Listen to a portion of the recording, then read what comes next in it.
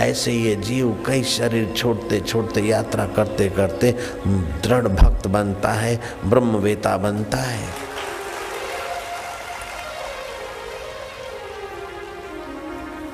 अनेक जन्म संसिद्धस्तु याति पराम गति।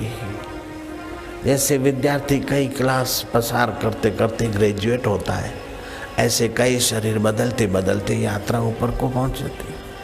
इसमें मरने का भय क्यों और जीने की आसक्ति क्यों?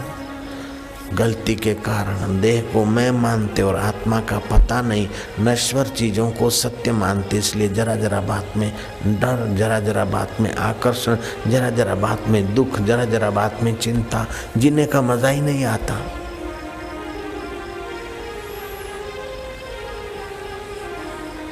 जियो तो ऐसा जियो कि जीवन झलक उठे और मरो तो ऐसा मरो कि मौत भी महक उठे।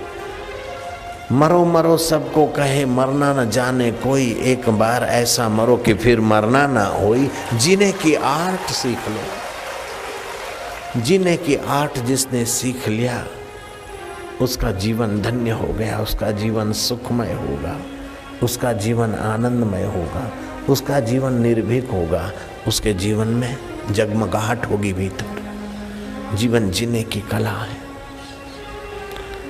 जो जीना नहीं सीखा वो मरना क्या खाक सीखेगा, और मरना नहीं सीखा तो बार बार मरता रहेगा।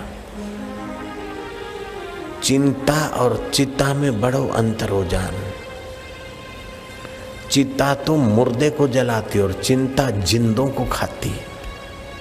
कबीर ने ठीक कहा, चिंता ऐसी डाकिनी, चिंता ऐसी डाकिनी, काट कलेजा खाए, काट कलेजा खाए। वैद्य बेचारा क्या करे, वैद्य बेचारा क्या करे। कहाँ तक दवा खिलाए, कहाँ तक दवा खिलाए। आजकल मिलावट का जमाना है। इस कबीर की साखी में मैंने मिलावट की। अभी जो बताई वो प्योर थी, अब मेरी मिलावट की सुन लो। चिंता ऐसी डाकिनी, चिंता ऐसी डाकिनी, काटी कलेजा खाए, काटी कलेजा खाए। संत बिचारा क्या करे, संत बिचारा क्या करे। कहाँ तक कथा सुनाए, कहाँ तक कथा सुनाए।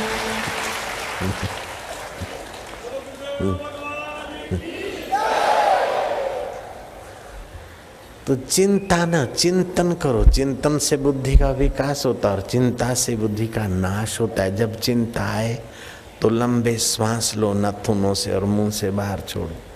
2, 5, 10 बार लंबे श्वास लो, घूंट भर पानी पी के। चिंता नहीं, चिंतन करो।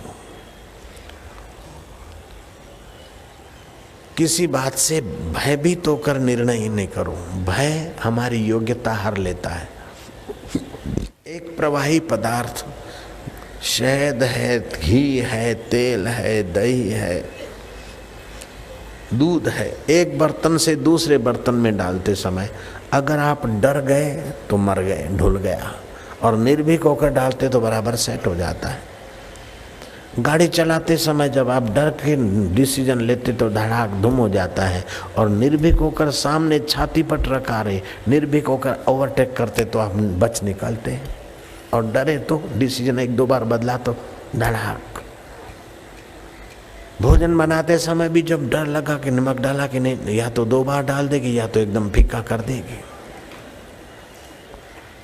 नानक जी ने कहा, निर्भव जपे सकल भव मिटे। उस निर्भय स्वरूप आत्मा की स्मृति करो। जरा जरा बात में डरो मत। डरना है तो किससे डरो? हरि डर, गुरु डर। डर करनी में सार, रज्जब जो डरिया सो सुध उभरिया, गाफिल खाया मार। तो ये सदाचार से हम गिर तो नहीं जाएं, उसमें भले सावधान रहे, लेकिन जरा जरा बात में डर के अपनी योग्यताओं का ह्रास मत करो। ये हो जाएगा, ऐसा हो जाएगा, वैसा हो जाएगा। वो हो के क्या होगा? सारे राष्ट्रपति नाराज हो जाएंगे तो क्या हो गया? सारे प्राइम मिनिस्टर नाराज हो जाएंगे तो क्या हो जाएगा? सारे धरती के राष्ट्रपति, सारे धरती के प्राइम मिनिस्टर और सारे धरती के सेनापति एक व्यक्ति पर, मुझ पर नाराज हो जाएंगे सब मिलकर तो क्या हो जाएगा? फांसी चढ़ा देंगे और क्या कर लेंगे? रात की लोकल में लटकते जाना तो दोपहर को रवाना कर देंगे और क्या होगा? जाना तो है ही है।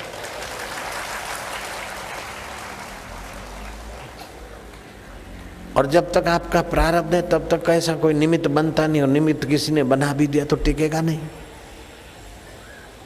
फिर डर किस बात का?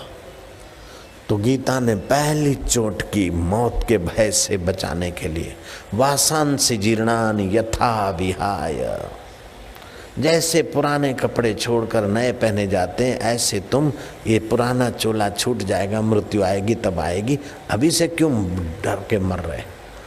अंग्रेजों ने देखा कि स्वतंत्र सेना संग्रामी भारत को आज़ाद कराने में लगे हैं और कई दमन के प्रयोग हमारे फैल गए, तो एक प्रयोग और करो।